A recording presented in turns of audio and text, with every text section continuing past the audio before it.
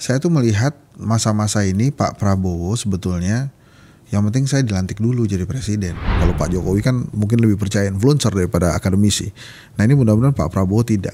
Sekarang apa logikanya Pak Prabowo itu harus ngikutin Pak Jokowi, terutama setelah kemudian nanti resmi dilantik, kan gak ada logikanya, bos. Iya, kata siapa Pak Jokowi itu memberatkan Pak Prabowo, dan mana buktinya Pak Jokowi itu memberatkan Pak Prabowo? Nah, sebetulnya sih nggak perlu ada pembuktian itu.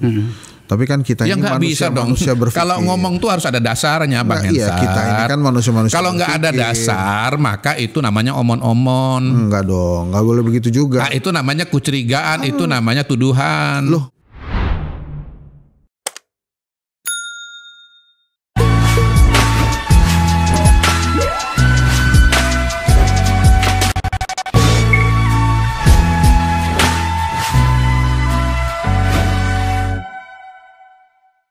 Ada banyak yang harus kami bicarakan hari ini. Tentu saja dalam konteks politik.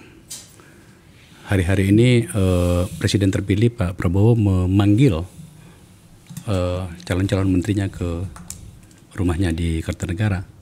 Dan Pak Jokowi tampaknya masih ada beberapa kebijakan yang cukup signifikan di akhir masa jabatannya. Saya mengundang dua orang yang layak untuk berbicara dengan kita. Pertama, Mas Kodari. Anda sudah tahu siapa dia. Bahkan sebenarnya kadang-kadang kami menganggapnya juru bicara pemerintah. Yang kedua adalah Henry Satrio dari kedai kopi. Meskipun kita tidak minum kopi hari ini. Teman-teman, thank you ya. Sama-sama. Saya ke Kodari dulu. Kita harus membaca apa formula yang diterapkan oleh Pak Prabowo ini. Kita sudah tahu kan bahwa akan lebih dari 34 kementerian seperti pemerintahan Pak Jokowi. Kemudian begitu banyak orang dipanggil. Hampir tak ada yang tersisa. Orang yang berbuat dan bekerja untuk siapa? Bang Akbar Faisal harusnya masuk jadi wamen atau menteri. Kalau jalannya agak linear, Bang Kodari tuh mau nyebut namanya sendiri nggak enak. Kalau jalannya agak linear, kemarin ya, nggak ada belokan sejarah, itu kita udah saksikan. Bang Akbar akan membahas dirinya sendiri. Gua belum selesai. Oke. Itu adalah contoh dari pilihan-pilihan dan sikap-sikap politik. Pelajaran. Kembali dulu. Fokus. Kira ini banyak yang ditonton ini. Pasti banyak. Dan pembukanya sudah menarik, ya kan?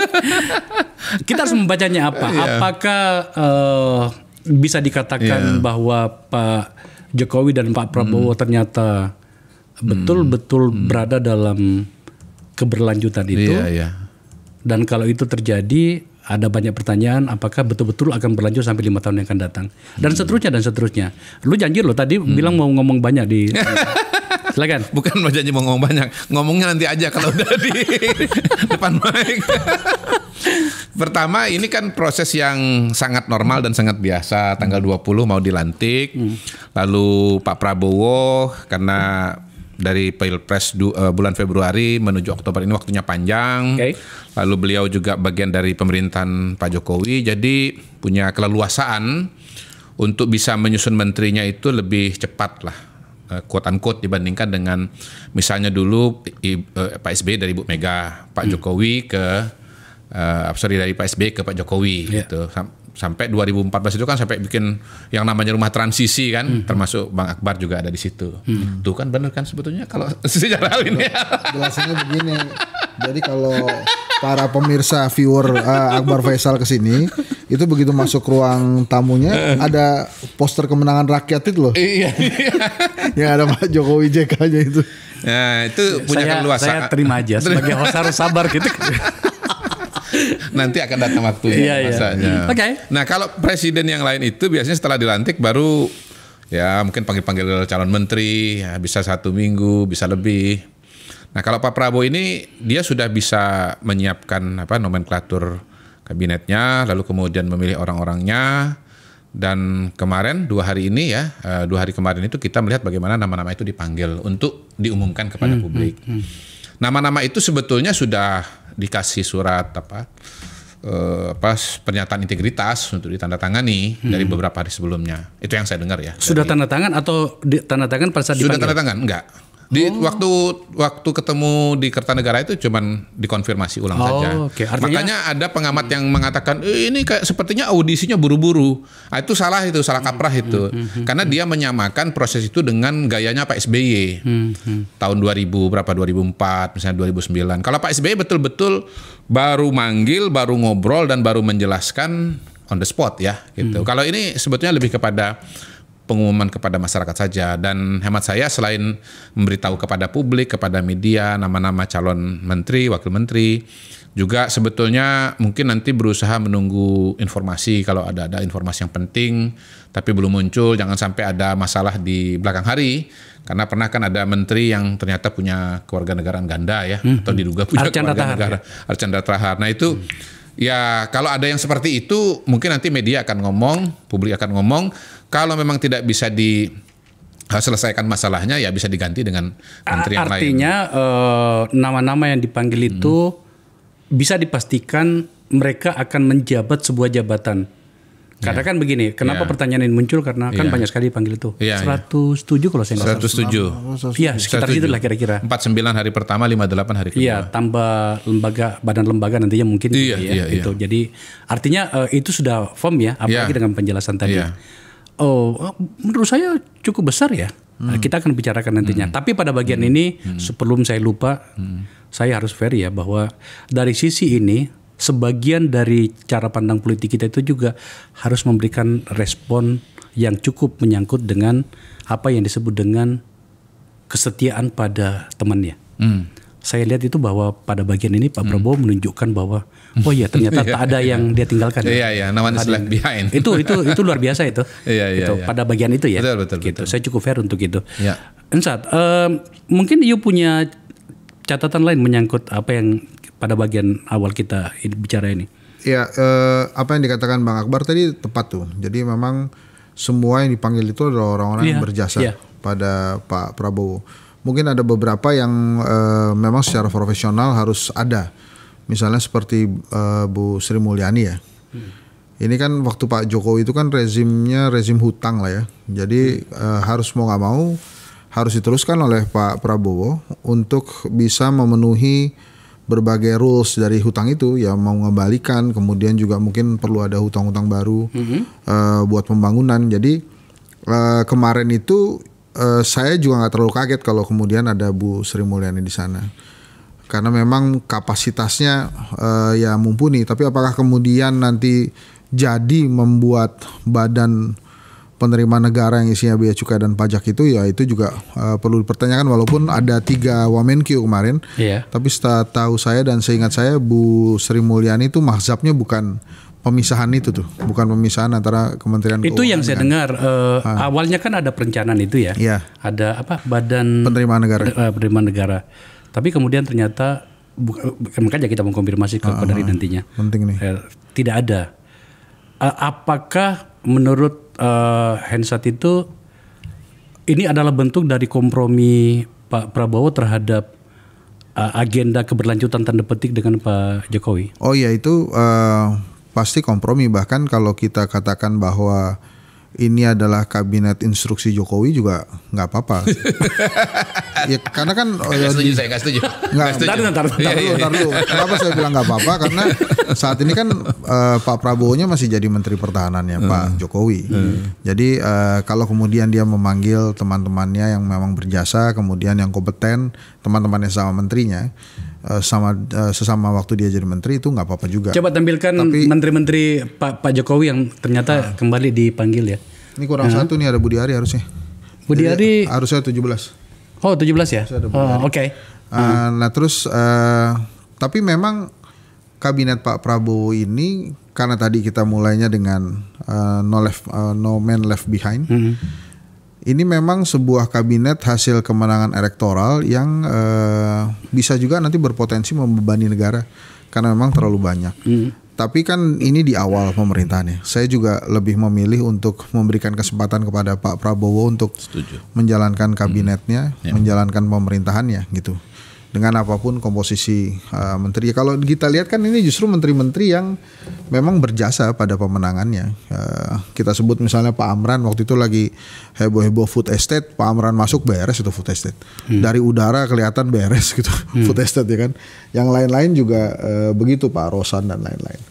Jadi memang ini kabinet yang Pak Prabowo tahu rasa terima kasih lah kepada teman-temannya. Itu saya sudah tadi kenapa saya katakan instruksi Jokowi juga, saya rasa persepsi itu nggak salah karena hanya 1 hari setelah pertemuan di Solo yang ada Mas Gibran, kemudian ada Bang Dasko juga, kemudian yang kedua ya memang saat Pak Prabowo memanggil calon-calon menterinya, dia masih dalam posisi sebagai Menteri Pertahanan, anak buahnya Pak Jokowi. Jadi kalau disebut itu nggak berlebihan, walaupun saya yakin enggak, ini pasti independen, ini pasti independen, ini nggak ada hubungannya sama Pak Jokowi lah, ini murni kebutuhannya Pak Prabowo, ya boleh juga. Tapi saya punya jawaban. Supaya saya itu teman-teman dia pasti membaca itu forum ini. Mungkin karena tidak ada angka matematika yang jelas antara kubu pemerintah dengan kubu pesan diundang, maka ketika ada orang yang non Jokowi kita undang, kita disebut sebagai buzzer. Padahal gua undang banyak orang termasuk lu udah berapa kali ke sini kan. Tapi itulah risiko. Kembali ke laptop. Kabinet apa tadi? Instruksi Jokowi. Iya. Pasti lo nggak setuju kan, Bang? Gua nggak setuju. Iya, ini kabinet Prabowo. Bahkan jawabannya juga gue udah tahu tuh. Ini kabinet Prabowo, Prabowo independen. Pak Prabowo itu kan gini, pertama konstitusi kita jelas-jelas mengatakan bahwa presiden itu punya hak prerogatif, itu satu. Yang kedua, Pak Prabowo ini kan memang orang yang yang sudah berproses dalam dunia pemerintahan dari lama sekali. Beliau sendiri adalah ketua umum partai loh. Ketua umum Partai Gerindra dan salah satu partai terbesar. Jadi jangan didiskon besar-besaran nih Pak Prabowo ini. Itu beliau ini tokoh besar. Jadi tokoh besar itu pasti punya pemikirannya sendiri. Yang ketiga sebetulnya penjelasannya sederhana sekali kok. Kenapa banyak menterinya Pak Prabowo? Jokowi. Kabinetnya menterinya Pak Jokowi. Pertama ini keberlanjutan ya. Memang Pak Prabowo motonya keberlanjutan dari Pak Jokowi. Cita-citanya, agendanya banyak yang sama. Hilirisasi, Indonesia Emas, Indonesia Maju, Kementerian Pangan, Kementerian Energi. Dan yang terpenting adalah bahwa sebagai anggota kabinetnya Pak Prabowo, kabinetnya Pak Jokowi, maka Pak Prabowo itu sebetulnya kan udah kenal dengan orang-orang ini. Jadi dia ketemu dengan 16-17 nama ini, dia tahu apa yang mereka lakukan. Misalnya seperti Sri Mulyani. Itu udah gue omongin tadi. Jadi enggak kan beda dong. Kalau instruksinya Jokowi, Pak Jokowi menunjuk nama-nama ini, Pak Prabowo, ini nama ini dimasukkan. Tapi kalau yang saya jelaskan ini, Pak Prabowo ngelihat sendiri, dan memang Pak Jokowi nggak perlu ngomong-ngomong, dan saya nggak yakin juga bahwa Pak Jokowi ngomong, karena dia tahu itu akan melanggar hak prerogatifnya Pak Prabowo. Ya otomatis aja Pak Prabowo-nya lihat teman-temannya, lihat apa yang mereka lakukan. Bu Sri Mulyani misalnya, tadi kan disebut rezim utang, tapi kan bisa juga dilihat dari bagaimana Bu Sri Mulyani mampu mengendalikan inflasi kan. Inflasi zaman Pak SBY 8 terus turun 6. Ini mohon maaf kalau angkanya salah. Periode pertama Pak Jokowi turun 4, sekarang rata-rata 2. Itu dia bisa kendalikan. Gini. Kemudian dikit lagi. Budi Gunadi Sadikin. Latar belakangnya banker, sebelumnya sarjana teknik nuklir kalau nggak salah, tapi melakukan reformasi yang sangat mendasar mengenai masalah kesehatan. Berhasil melaksanakan 400 juta vaksinasi. Kami di sini cukup punya catatan menyangkut itu. Maka kemudian saya ingin teruskan narasi dan diskusi kita tentang ini begini. Sebenarnya saya ingin keluar dari nama-nama sebenarnya, siapapun orangnya ya. Nah, karena menurut saya hari ini yang kita butuhkan itu adalah bagaimana orang yang ditunjuk itu, siapapun itu adalah betul-betul memberikan gambaran kita bahwa harus ada perbaikan yang lebih nyata dan lebih signifikan di masa depan. Gitu ya. Tetapi kan kita harus tetap menghubungkan dengan orangnya, karena ini ada dari Jokowi, ada dari Prabowo. Contoh misalnya, Erick Thohir. Kalau bukan karena faktor politik, menurut saya yang saya pahami dan yang saya dengar, harusnya Pak Prabowo tidak lagi mengajak kawan kita ini. Kenapa? Ada banyak. Coba tolong dijelaskan. Saya bisa jawab. Ntar. Walaupun saya bukan dari pemerintahan ya. Tapi saya agak-agak ngerti kenapa orang-orang ini yang diajak nih. Beliau dulu jelaskan. Kenapa harusnya Erick Thohir nggak masuk? Iya, contoh misalnya bahwa hari ini ada banyak BUMN dan itu besar-besar itu telah membebani sistem keuangan kita, tanda petik kawan kita ya. Oh, ada banyak itu. Kalau kita mengeluarkan data, maka ini akan meledak lagi. Tapi sebaliknya juga kan BUMN tiap tahun untung dan mengalami peningkatan untung kan dan masukan bagi negara tuh. Ya, ntar dulu. biarkan saya kendalikan pembicaraan gitu kan. Itu tadi ya, bahwa ada banyak BUMN, bahkan sebenarnya ini menjadi problem.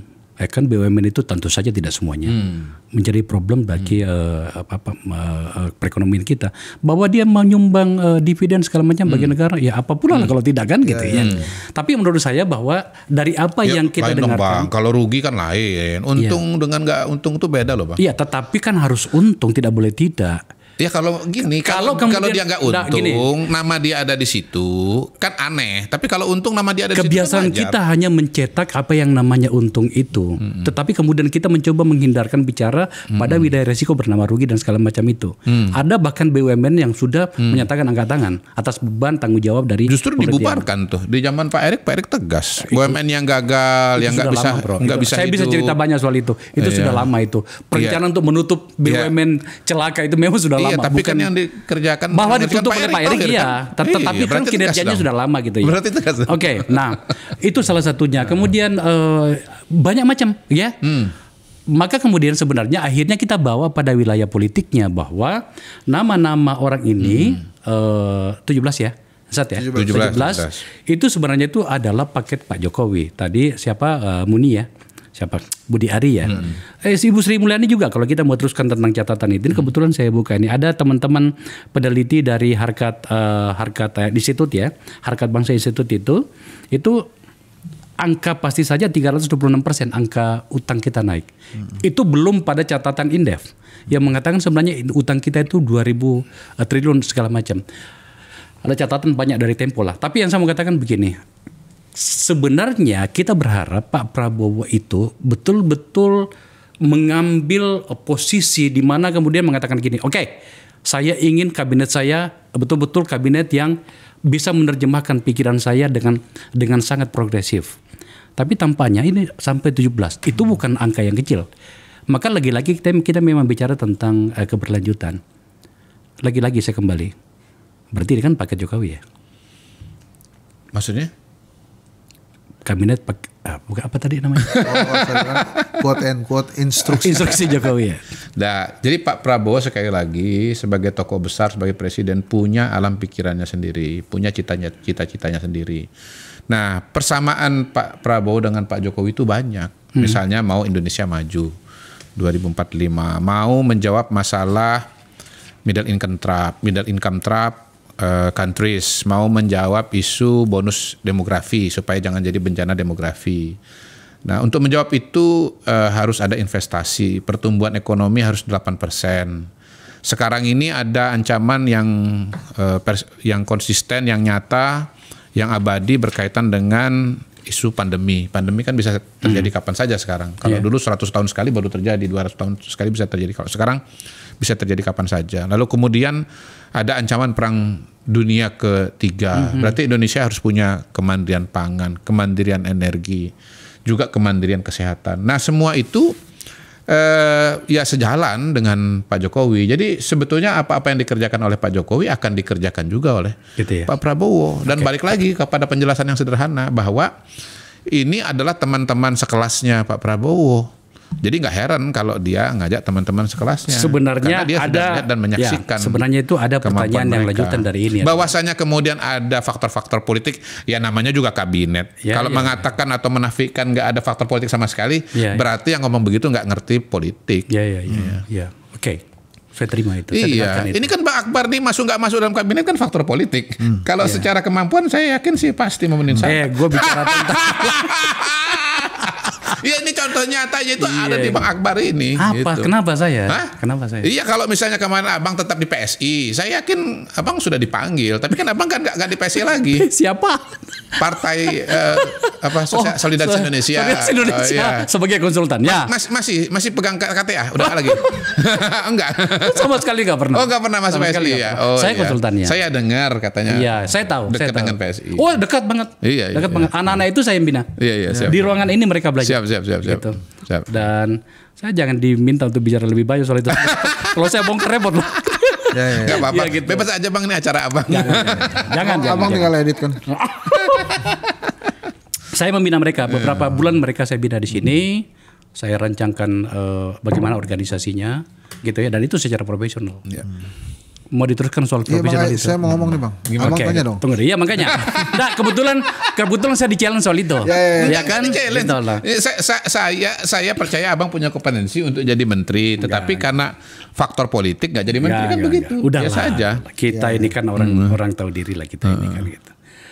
Tadi saya nah aku tanya gini. Sebenarnya ada pertanyaannya yang lebih penting dari itu. Kenapa Pak Jokowi masih cawe-cawe soal ini?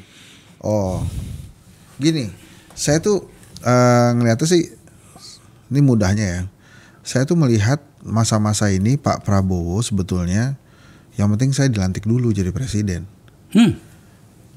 Nah itu kan boleh ya kalau kemudian rakyat berpersepsi bahwa it's okay lah Pak Prabowo mau ngapain aja boleh.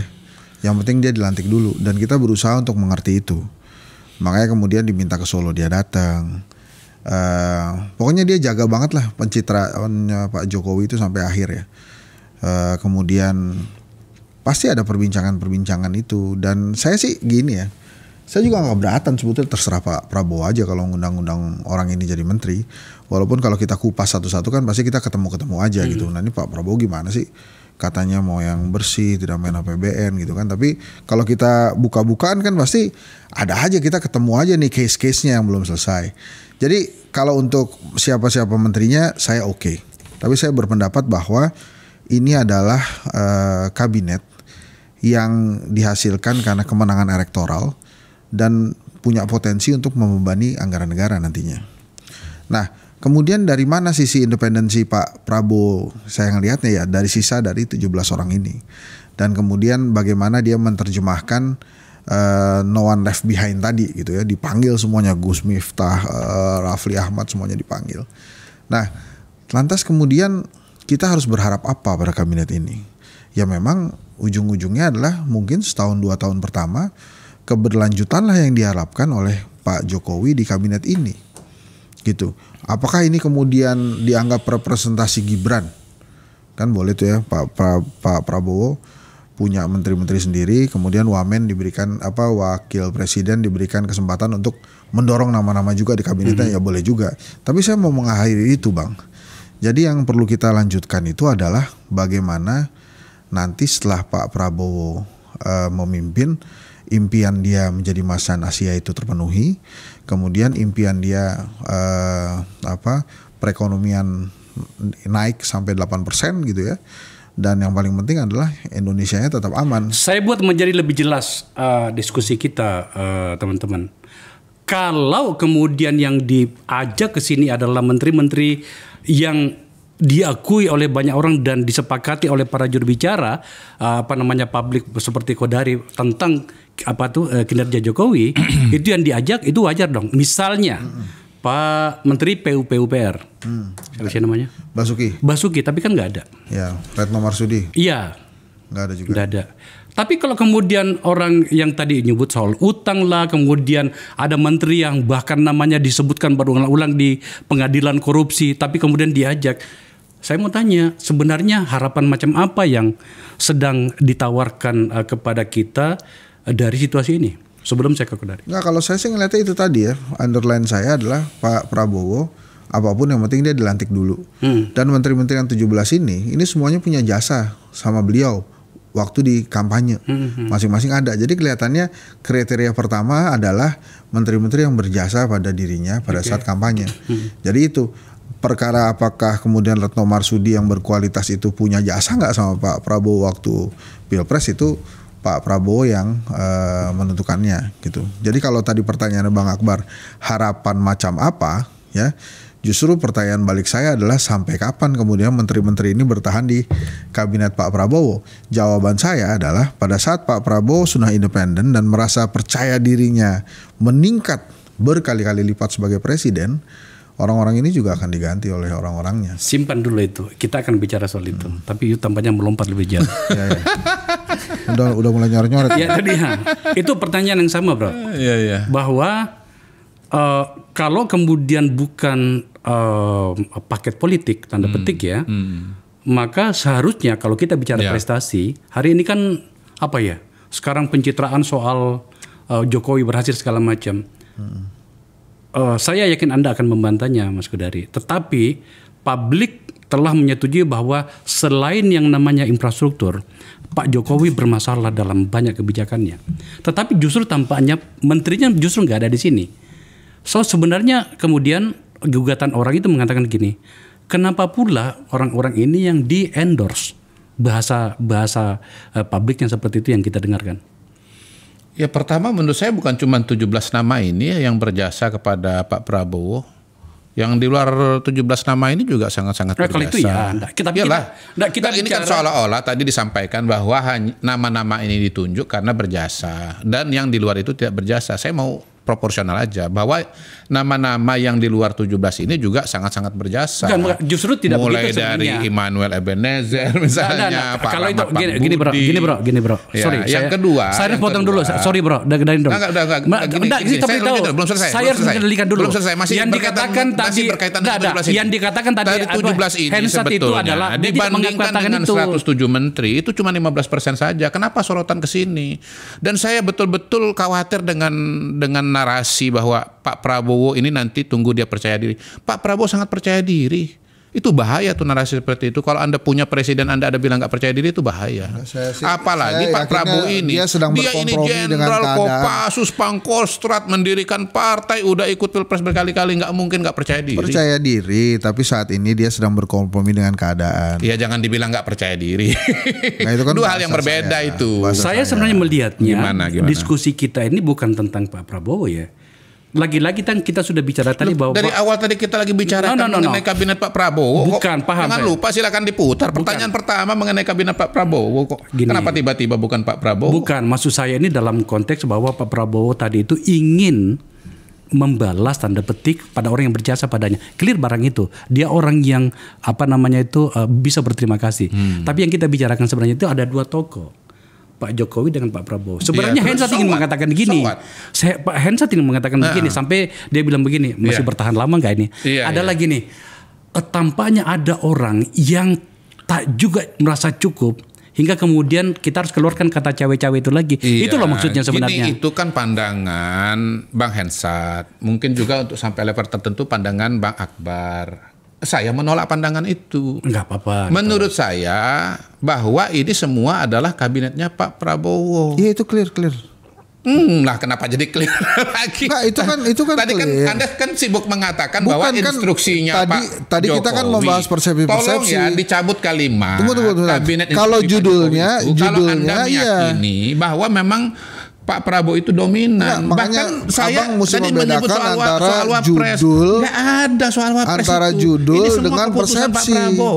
Judulnya itu memang kabinet Pak Prabowo, itu kita sepakat. Tapi persepsi publik kan boleh macam-macam. Kalau persepsi saya itu linear antara judul dengan inti. Justru itu makanya saya sedang memperjelas pandangan yang dijelaskan atau disampaikan Bang Hensat dengan bedanya pandangan saya. Gitu. Saya bedanya itu cuma kan beliau juga mengatakan ini cawe-cawe. Ini instruksi jelas. Ini judulnya kabinet Prabowo ini.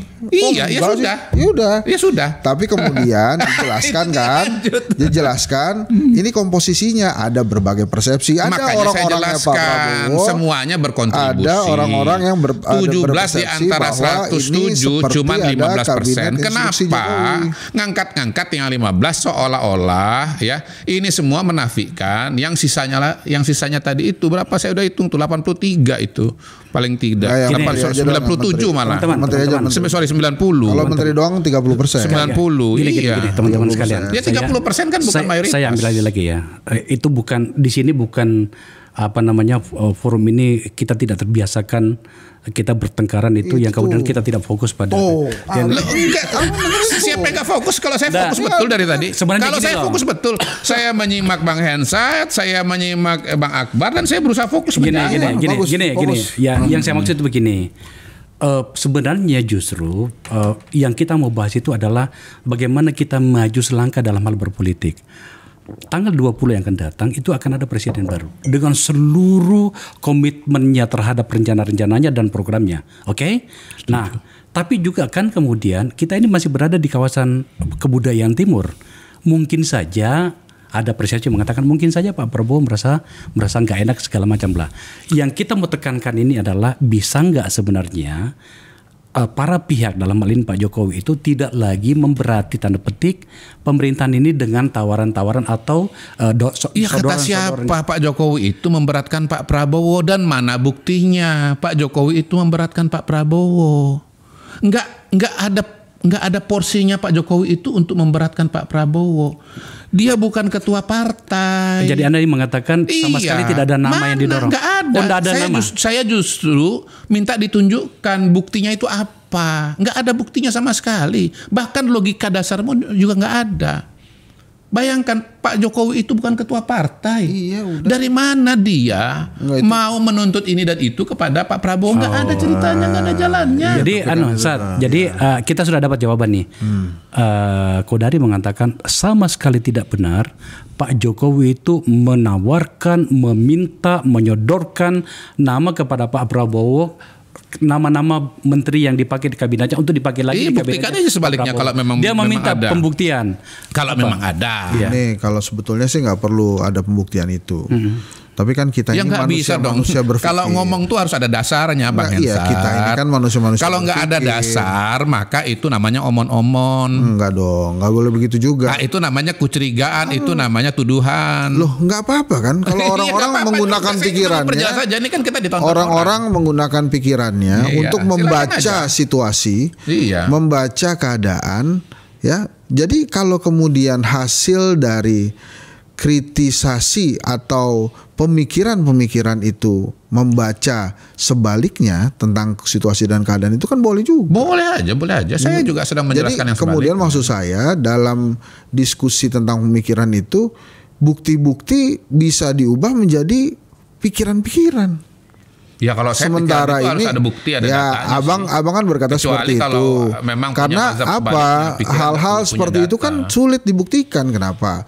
Misalnya berapa orang yang berada di lingkaran Pak Jokowi yang harus mendengarkan apa yang dipertanyakan oleh Bang Akbar tadi. Jadi maksud saya, pertanyaan saya mendasar tadi kan nggak dijawab. Sekarang apa logikanya Pak Prabowo itu harus ngikutin Pak Jokowi, terutama setelah kemudian nanti resmi dilantik? Kan nggak ada logikanya, bos. Kalau memang nggak ada logikanya, ngapain Pak Prabowo ngikutin omongan Pak Jokowi? Apa logika di mana kemudian kita bisa terima bahwa Pak Prabowo harus mendengarkan Pak Jokowi? Iya. Itu mana? Di mana? Nggak ada.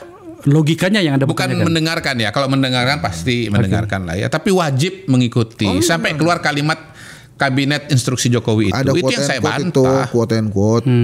Quote and quote dibaca dong. Ya, apa bedanya dengan tanpa quote? Bukti seperti apa yang Anda butuhkan, Mas Kodari? Iya, misalnya ada pernyataan, rekaman pernyataan, ada rekaman tertulis. Tidakkah Anda mengaku sebagai orang yang sangat paham tentang politik? Politik itu bukan matematika seperti itu kan? Oke, saya lanjutkan ya. Sekarang dari mana logikanya Pak Jokowi itu menekan Pak Prabowo? Kalau dia ketua partai misalnya ya. Nah, pada titik ini saya mau mengatakan pengaruh Bahlil mungkin kalau dibilang punya pengaruh kepada Pak Prabowo, menurut saya bisa terima karena dia ketua partai. Bang, itu kan ada nalar partainya politik, harus ngerti, dia punya kursi di parlemen. Jadi Pak Prabowo mau memerintah perlu dukungan dari parlemen. Nah itu logis, itu logika kayak begitu yang saya terima. Nah itu matematika seperti yang disampaikan Bang Akbar. Itu matematika politik. Mau logika. Nah, tapi kan ada nalar politik juga yang harus disadari. Begini loh, poin saya tuh ada data, ada dasarnya untuk mengatakan Bahlil itu punya pengaruh kepada Pak Prabowo. Zulkifli Hasan, Agus Harimurti, SBY punya pengaruh kepada Pak Prabowo. Itu ada dasarnya. Megawati punya pengaruh kepada Pak Prabowo, ada dasarnya. Nah, Bu Mega belum tentu punya kader dalam parlemen, tapi dia bisa. Berarti inilah alasan yang Anda pakai selama ini untuk mengatakan sama sekali rendah kualitas kritik publik yang mengatakan bahwa Pak Jokowi cawe-cawe dalam segala hal atau peristiwa politik yang terjadi ya. Itu ya. Nah, kita lagi diskusi mengenai kabinet ya. Kita harus spesifik. Saya mencoba menarik itu. Misalnya tentang bagaimana Bahlil mengambil alih Golkar. Kita harus spesifik. Ya segala macam gitu ya. Artinya gimana? Kalau kasus Golkar buat saya itu lebih kepada logika internal Partai Golkar sendiri dan pemikiran Pak Airlangga sendiri. Oh gitu ya. Bahwa mereka melihat Airlangga ini nggak sesuai dengan pemerintahan. Kita ini Partai Golkar, partai pemerintah, nggak mungkin kita tidak bersesuaian dengan yang berkuasa dengan presiden. Gitu. Nah, Airlangga sendiri juga melihat situasi dan kondisi. Waduh, memang kelihatannya saya kalau mau maju lagi ini berat dukungan. Ya mundur. Ini sebenarnya masih berkaitan ya. Tapi saya coba tangkapi bagian ini. Di mana ya di dunia ini ada sebuah partai besar menang di pemilu, tidak ada apa-apa tiba-tiba mundur begitu saja dan menyerahkan kepada orang di luar dari internalnya. Coba aku pengen tahu logika politiknya gimana, bro? Ya. Pemilik suara di Golkar itu adalah orang-orang di Golkar. Saya bisa memastikan pengurus daerah. Mas, saya beritahukan karena saya kan masih bergaul dengan mereka nih. Saya bisa pastikan dan saya bisa mendengarkan mereka bahwa sebenarnya itu mereka lagi guncang gara-gara itu. Sampai sekarang masih guncang loh. Iya, mana pernyataan guncang? Itu dia. Oke. Aduh, kalau sudah sampai begitu berarti mana pernyataan guncang? Kita nggak bisa teruskan diskusi itu. Nggak bisa. Karena kita bicara nalar politik kan, yang nggak perlu ada gitu-gituan segala macamnya, Bang. Tiap organisasi itu ya.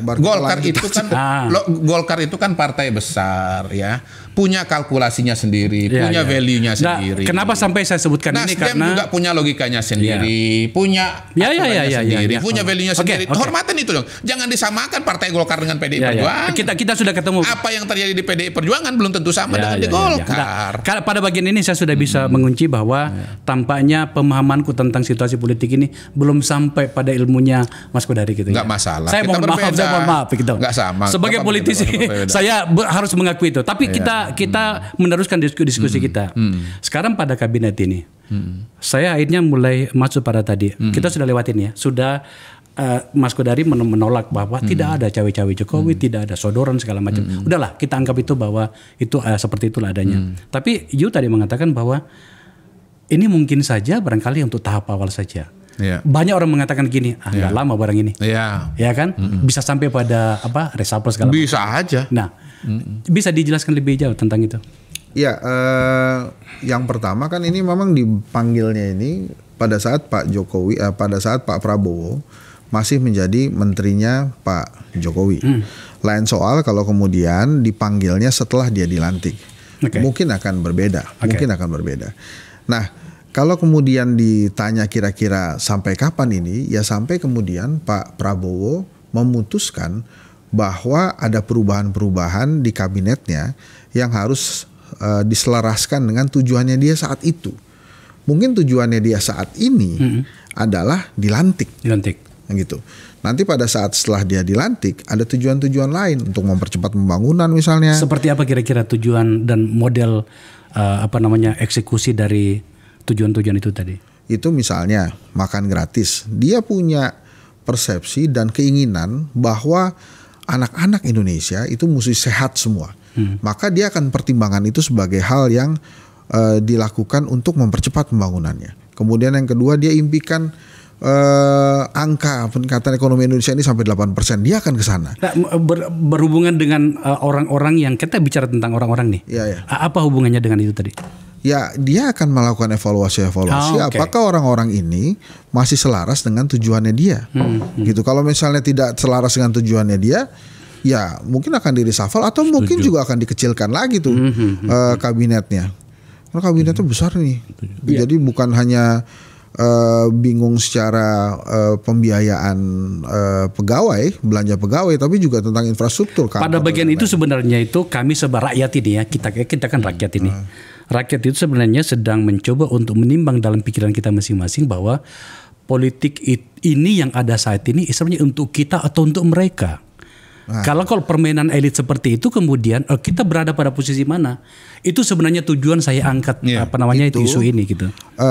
Penerima Nobel Ekonomi terbaru itu mengatakan bahwa memang ini nasib kita sebagai negara yang terjajah dan penjajah kita mengambil konsep ekstraktif yang akhirnya membuat para elit-elit politik itu meniru gerakan ekstraktif yang dilakukan oleh para penjajah kita di zaman kolonial. Artinya memang ada gap yang besar antara elit dan rakyat. Nah ini terus-menerus nampaknya terjadi gitu. Nah makanya sampai kapan hal ini terjadi itu kan tergantung dari Presiden Prabowo. Saya percaya hari ini Presiden Prabowo akan melakukan banyak perubahan-perubahan yang memang berkelanjutan dari sebelumnya. Jadi artinya ada yang lebih baik lah pastinya. Nah kalau tadi Bang Akbar pertanyaannya begitu, kira-kira apakah ini untuk mereka dan untuk kita? Kalau berdasarkan teorinya para Nobel ekonomi yang terbaru itu, ya ini untuk mereka. Gitu diterjemahkan seolah-olah untuk rakyat, tapi pertama itu untuk mereka dulu.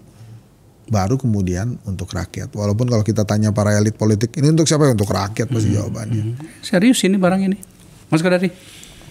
Pertama soal kabinet ya, saya nggak bantah bahwa Pak Prabowo bisa reshuffle seminggu kemudian, 1 bulan kemudian, 6 bulan kemudian. Ada bahkan kami dengar 7 bulan kok. Bisa, itu wajar ya. Sebagai presiden, balik lagi itu prerogatifnya Pak Prabowo. Itu satu. Yang kedua sebetulnya kalau dikatakan ini membuat bahwa susunan kabinet seperti ini karena beliau masih presiden terpilih, sebetulnya kan beliau juga punya pilihan untuk menetap atau menyusun kabinetnya setelah dilantik. Tapi itu tidak dilakukan. Jadi saya percaya bahwa memang ini keputusan pribadi Pak Prabowo kok untuk menyusun kabinet sekarang, dan otomatis juga pilihan-pilihan formatnya, orang-orangnya itu adalah pilihan Pak Prabowo. Nah, mungkin perlu ada satu perspektif lagi ya, pro kontra soal kabinet yang besar ya, artinya jumlah kementeriannya banyak. Istilah yang mungkin sering dipakai itu istilah kabinet 100 menteri itu. Sekarang kabinet 100 menteri muncul lagi ya. Nggak salah juga sih. 49 tambah 57 itu kan hampir 100. 49 tambah 58 itu kan 107 ya. Kabinet 100 menteri. Artinya bersama dengan wakil menterinya ya. Bersama wakil menterinya. Kita anggaplah begitu. Karena memang kabinet 100 menteri yang dulu seingat saya juga termasuk kepala badan, kepala lembaga dan seterusnya. Pertama Pak Prabowo itu mengatakan berulang kali loh bahwa so what kalau kita kabinetnya banyak. Kita ini negeri besar. Ya soal kemudian kalau dibandingkan dengan negara lain yang juga ukurannya besar secara penduduk, secara wilayah tapi kementeriannya lebih sedikit, bisa aja ya. Mungkin Amerika misalnya ya. Tapi India setahu saya tuh ya negara besar juga, wilayahnya luas, penduduknya banyak, menterinya 50 gitu. Tapi Pak Prabowo punya pikiran bahwa negara yang besar ini perlu banyak orang yang mengerjakan. Nah yang kedua, kita tahu bahwa Pak Prabowo itu ideologinya adalah persatuan dan kesatuan. Dia mau gotong royong. Berbagai kelompok, berbagai kalangan harus membantu. Bukan hanya partai yang ada di parlemen, tapi juga yang tidak ada di parlemen. Karena itu juga diajak membantu. Nah perspektif yang lain dari saya nih ya, bahwa beliau ingin fokus. Kabinet yang besar itu adalah konsekuensi, kabinet yang besar dalam jumlah itu adalah konsekuensi karena beliau ingin menterinya fokus. Seperti Menteri Kumham, ya, dibelah atau dipecah mungkin jadi 3. Misalnya Menteri khusus hukum, kemudian khusus Menteri imigrasi dan kemasyarakatan, lembaga kemasyarakatan. Nah, permasalahan-permasalahan di imigrasi, permasalahan di lembaga kemasyarakatan, harapan beliau adalah akan lebih detail lagi kerjanya. Karena apa? Karena menterinya memang fokus ke sana. Kalau dulu mungkin mengurusi banyak hal, jadi ada peritil-peritil atau hal yang sifatnya teknis itu terlewatkan. Atau misalnya menteri pendidikan ya. Sekarang kan dipecah. Jadi menteri pendidikan dasar dan menengah, menteri riset dan pendidikan tinggi, lalu menteri kebudayaan. Mungkin harapannya bahwa kalau ini dipecah, maka kemudian menteri tersebut ruang lingkup pekerjaannya lebih terkonsentrasi dan masalah-masalah itu lebih tertangani dengan baik. Kalau itu sih jangankan 44 ya kementerian ya, 100 menteri juga sih nggak apa-apa. Cuma kan yang kita mau bicarakan ini bro adalah ada banyak problem nih yang terjadi. Saya yakin kementerian ini dibikin seperti ini untuk menjawab problem itu. Tapi kan boleh dong kita publik ini juga menganalisis, memberikan kritik dan kemudian menawarkan pikiran itu. Tadi pagi saya men-tweet ya, mengirim pesan di X saya itu adalah saya mohon salah satu syarat ya, memohon kepada Pak Prabowo, salah satu syarat untuk Menteri Pendidikan Tinggi itu adalah menata dan tidak lagi memberikan toleransi kepada perguruan tinggi yang begitu gampang memberikan gelar profesor doktor. Ini kan problem, tampaknya itu problem kecil bro, tapi ini kan proses menipu diri sendiri kita ini kan. Nah hal-hal seperti itu kembali pada soal kabinet, enggak apa-apa sih sebenarnya, mau 40, 50 kita tidak mempersoalkan itu, tapi kan ini menyangkut kita, maka kemudian kita bicarakan ini. Maka kemudian saya hubungkan dengan perdebatan kita yang agak keras tadi itu adalah menurut kita ada banyak orang di situ yang tidak layak. Satu, yang kedua, sudah pernah ada pembuktian pada kabinetnya Pak Jokowi, tapi kok diajak lagi? Maka kemudian ketemulah sebuah analisa mengatakan, oh ini adalah kesepakatan elit. Maka tadi ada bahasa saya mengatakan, ini untuk mereka atau ini untuk kita. Itu loh bro hubungannya dari diskusi kita itu. Clear ya? Nah saya ke Hensat.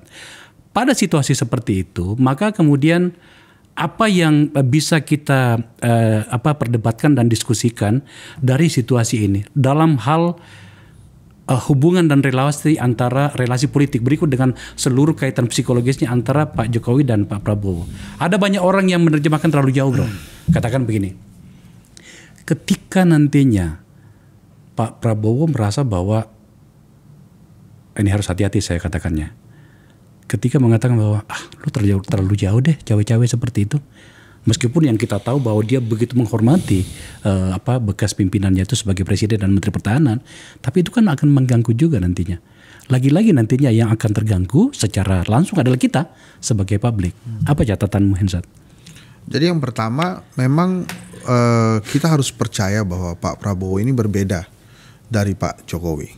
Kenapa saya katakan itu? Ada dua hal. Yang pertama, saya yakin betul Pak Prabowo ingin membuktikan ke rakyat Indonesia memang dia layak menjadi presiden dan harusnya mungkin terpilih 10 tahun yang lalu gitu ya. Yang kedua, kenapa kita mesti percaya adalah bahwa ini orang seperti tadi Bang Kodari bilang, ini orang besar yang punya pemikiran-pemikiran besar yang mencintai orang-orang pintar. Lebih percaya akademisi, mudah-mudahan. Kalau Pak Jokowi kan mungkin lebih percaya influencer daripada akademisi. Nah ini mudah-mudahan Pak Prabowo tidak. Sehingga apa? Dia punya cita-cita dan tujuan yang lebih jelas juga. Dia tidak ingin banyak mengobarkan janji, tapi dia ingin banyak implementasi. Itu yang pertama, tadi percaya. Kemudian yang kedua, ya mau gak mau kita berdoa bahwa ini orang memang pilihan yang tepat buat Indonesia dan akan membuat perbaikan dengan baik gitu. Makanya kalau kita lihat tadi, kan tadi kita bisa kupas ya. Kalau ada waktu Bang Akbar, Bang Kodari kan kita kalau mau kita kupas itu 48 orang yang kemarin dipanggil kan satu-satu juga bisa dilihat. Gerindra, ini kira-kira bisa nggak menjadi menteri orang-orang Gerindra ini? Karena selama ini di partainya ini dijalankan dengan sosok dengan leadership yang karismatik gitu ya. Jadi ya apa kata pimpinannya dijalankan misalnya. Terus kemudian dengan kabinet-kabinet Pak Jokowi ini, Erick Thohir katanya ini ingin meneruskan cita-cita Pak Jokowi untuk menjadikan BUMN ini memiliki holding tersendiri. Dari 100-an BUMN, sekarang Erick Thohir sudah tinggal 41, dia kejar mau sampai 30. Kemudian dia mau bikin holding misalnya. Sri Mulyani ada di sana. Tapi memang pertanyaan-pertanyaan yang menggelitik dari Bang Akbar, kenapa kemudian yang berjasa dari sisi infrastruktur nggak ada di kabinetnya Pak Prabowo? Mungkin jawabannya adalah tidak lagi ke infrastruktur Pak Prabowo arah pembangunannya. Jadi mungkin juga itu jawabannya terhadap IKN mungkin ya. Oh nanti dulu IKN ini. Dia lebih detail ke arah pendidikan, ke arah kesehatan, bahkan ada sebuah badan yang katanya Badan Pengentasan Kemiskinan yang tadinya ada di UKP 4 kalau saya nggak salah itu. Jadi harapan-harapan itu sih kita bisa lihat juga dari susunan kabinet Pak Prabowo. Memang ada pertanyaan-pertanyaan tadi itu, sejauh mana Pak Jokowi masuk gitu kan, sejauh mana nanti perannya anaknya Pak Jokowi. Itu kan pertanyaan-pertanyaan wajar saja sebetulnya. Secara nalar politik itu wajar juga dipertanyakan. Jadi ya itu kira-kira Bang. Tapi kalau saya balik lagi, saya anggap ini adalah sebuah kabinet yang memang hasil dari kemenangan elektoral yang sangat mungkin jadi beban negara karena begitu besar orang-orang dan institusi yang akan dibangun dari kabinet ini. Catatan yang bagus. Mas Kodari, tadi Anda mengatakan tampaknya memang ada kemungkinan bisa saja ya reshuffle. Isu itu semakin mengemuka sekarang ini. Dilantik juga belum masa udah. Ya, tapi itu yang terjadi. Ya nggak apa-apa. Artinya gini, pertanyaan pada bagian ini adalah ketika memang itu terjadi, apakah itu ini politis ini pertanyaan ini. Saya juga tidak nyaman bertanya, tapi itu kan banyak pertanyaan orang.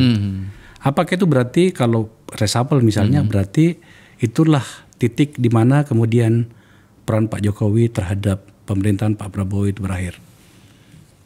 Iya, kalau sekarang aja saya mengatakan mana buktinya, apalagi nanti. Ya. Artinya tidak ada bukti ya? Iya, tapi saya menjawab Bang Hensat aja. Menurut saya kita harus kasih apresiasi dan kasih kesempatan ya kepada teman-teman dari Partai Gerindra untuk bisa menjalankan pemerintahan dan menduduki jabatan di kabinet. Soal orang-orang Gerindra yang kemarin dipanggil misalnya, kita lihat Pak Sugiono udah lama jalan dengan Pak Prabowo. Tiap kunjungan ke luar negeri selalu diajak. Nanti Mas Sugi itu apa? Menlu setahu saya. Oh, ya? Menlu ya. Menlu. Nah, jadi sebetulnya Pak Prabowo merasa wah ini mungkin ada kelebihannya Sugiono, sudah paham dia, udah ngerti dia. Saya ngeliat Pak Prabowo ini kan punya perhatian kepada isu-isu luar negeri itu cukup besar ya, isu-isu pertahanan, apalagi pertahanan beliau sendiri kan notabene seorang militer tentu paham banget gitu. Jadi mungkin aspek itu akan membuat Pak Prabowo lebih leluasa kalau Menlunya adalah Sugiono, apalagi nanti diperkuat oleh mungkin yang ahli wilayah Timur Tengah kayak Pak Anies Mata, mungkin ada yang ahli wilayah siapa wakil menterinya selain Pak Anies Mata? Selain Pak Anies Mata mungkin Armanata Nasir barangkali ya. Orang Deplu juga. Dia karir ya? Karir. Kemudian Prasetyo Hadi kelihatannya proyeksinya Menteri Sekretaris Negara. Udah bersama dengan Pak Prabowo sekian lama. Saya yakin Mensesnek itu tentu harus paham ya wakil dengan ketua DPP Partai Gerindra ya. Iya. Udah di DPR juga kan. Jadi sebetulnya teman-teman ini udah punya background yang lebih daripada cukup. Fadlizon saya kira kita sebagai temannya Fadlizon paham lah. Dia jadi Menteri Kebudayaan ya memang passionnya di sana kan gitu. Sastra segala macam. Beliau sendiri seorang. Maksud saya Fadlizon ini bukan cuma soal artefak budaya, tapi juga dia seorang pernah di redaktur Horizon ya kalau nggak salah dulu ya. Pokoknya intinya dia memang orang yang cocok di sana karena memang passionnya di sana. Pak Supratman Andi Aktas sebelum jadi Menteri Hukum kan dia di Badan Legislasi. Ya, jadi buat saya sih teman-teman yang dari Gerindra itu orang-orang yang justified lah untuk pada posisi gini bro, kalau soal PUPR ya, jangan lupa Pak Basuki itu sekarang Ketua Otorita IKN. Bukan mustahil Pak Basuki diharapkan untuk bisa konsentrasi di IKN. Dan setahu saya nih ya, mudah-mudahan nggak salah. Ini kan saya juga nggak tahu persis, ini juga bacaan dari luar aja, ngeliat nama-nama, lalu lihat pos-pos gitu. Menteri PUPR yang sekarang yang akan datang siapa itu sih? Sebetulnya orangnya dalam tanda kutip orang Pak Basuki juga, siapa? Sekjen PUPR. Iya. Sekjen. Jadi sebetulnya orang yang selama ini bersama-sama dengan Pak Basuki gitu. Jadi Pak Basuki juga tetap di sana. Yang saya mau katakan pada bagian ini sebenarnya begini. Jadi bukan nggak dipakai ya, nggak dipakai ya. Namanya bagi-bagi tugas, bagi-bagi peran. Yang saya mau katakan pada bagian ini yang saat ini adalah gini. Kalau soal Gerindra misalnya kan tampaknya kalian saling merespon soal itu. Tak masalah, bahkan mungkin pada situasi seperti ini lebih baik memilih orang baru deh. Ada daripada orang-orang lama yang sudah terbukti dia masalah gitu loh. Itu yang saya mau katakan saat itu ya. Sekali lagi dari nama-nama yang muncul itu seperti itu adanya ya. Jadi menurut saya lebih bagus kita memilih orang-orang baru dibanding orang-orang yang masalah itu orang-orang lama yang bermasalah. Poin dari ini sebenarnya adalah lagi-lagi soal tak elok kita berada dalam sebuah pemerintahan di mana kita masih berada pada bayang-bayang di pemerintahan sebelumnya, di mana hari-hari ini kita terlibat pada perdebatan tentang masalah yang kemudian harus dipoles pencitraannya sampai jadi laporan utama Tempo soal itu ya. Saya belum mengkonfirmasi juga apakah benar atau tidak soal dana-dana yang disiapkan untuk itu. Itu loh yang saya maksud. Kita terjebak pada situasi di mana kita bicara tapi kita seperti tidak mau belajar bahwa ada orang saya buat bahasanya jadi sederhana. Banyak orang gagal di pemerintahan sebelumnya tapi kemudian dibawa lagi. Itu yang saya persoalkan, Hensat.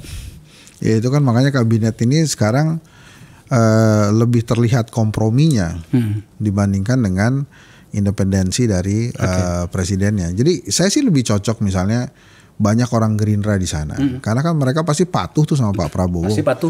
Dan itu clear jadi kabinetnya, patuh ke presiden.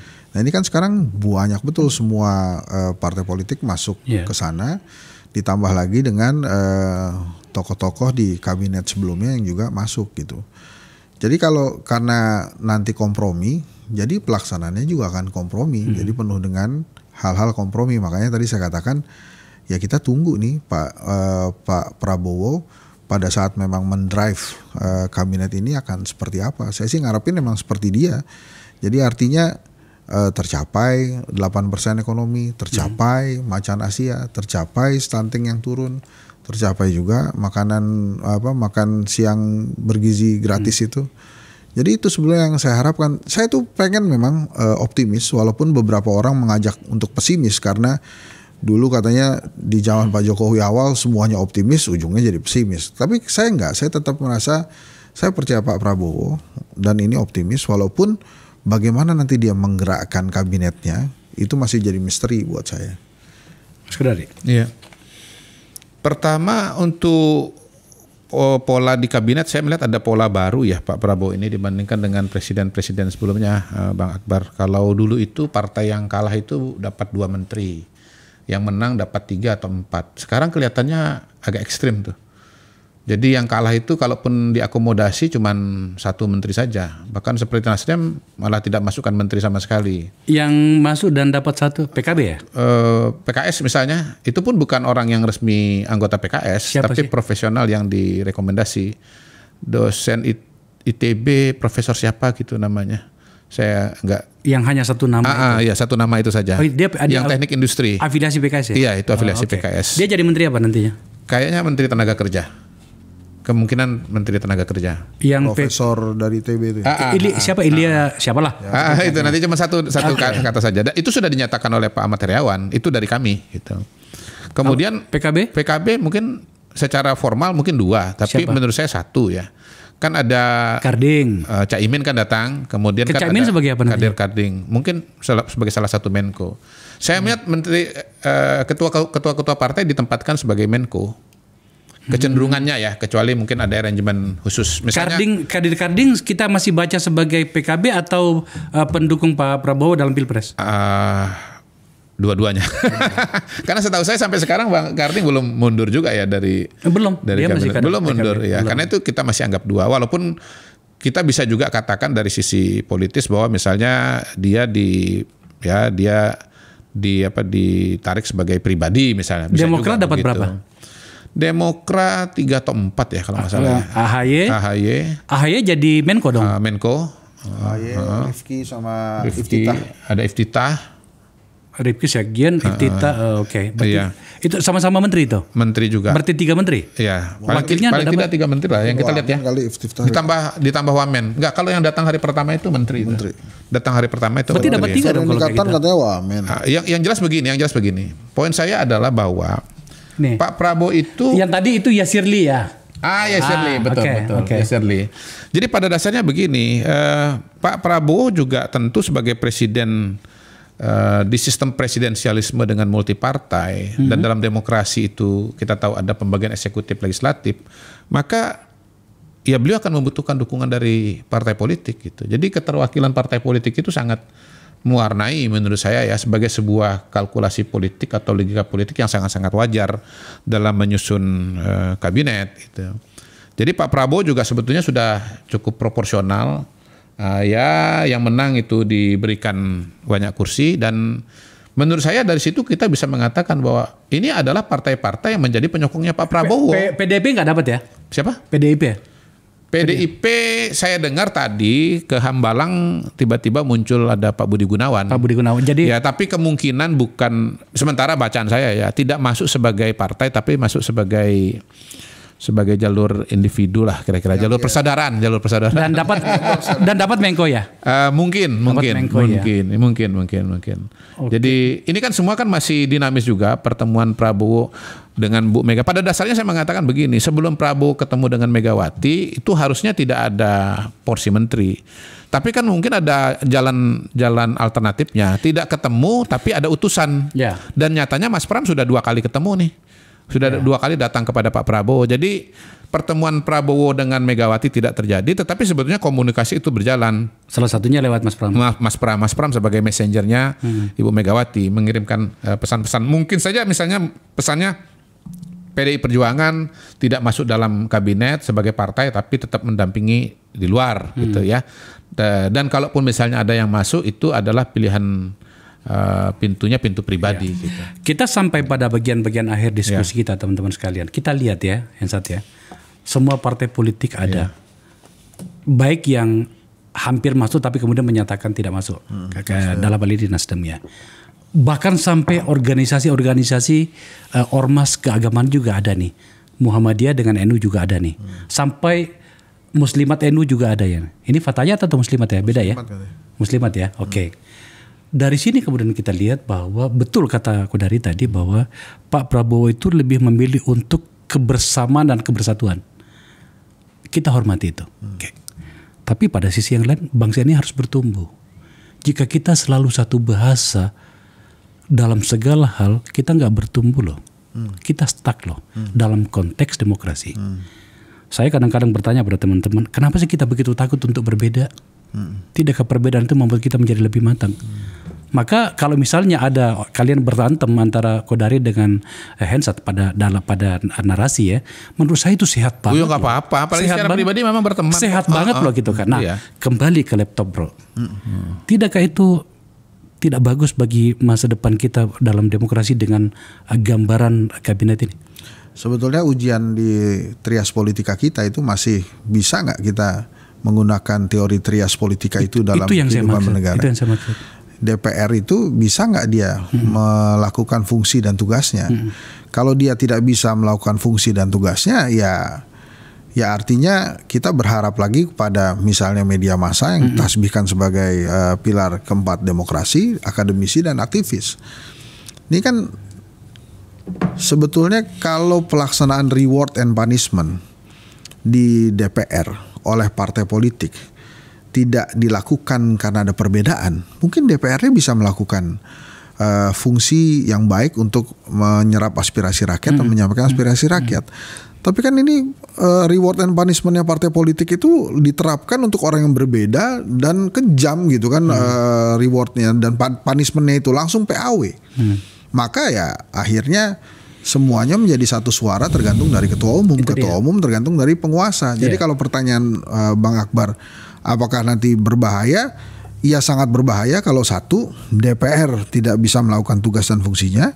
Yang kedua, media massa juga karena dimiliki oleh para pengusaha yang berkepentingan dengan penguasa tidak bersuara. Dan bahkan sudah jadi politisi juga.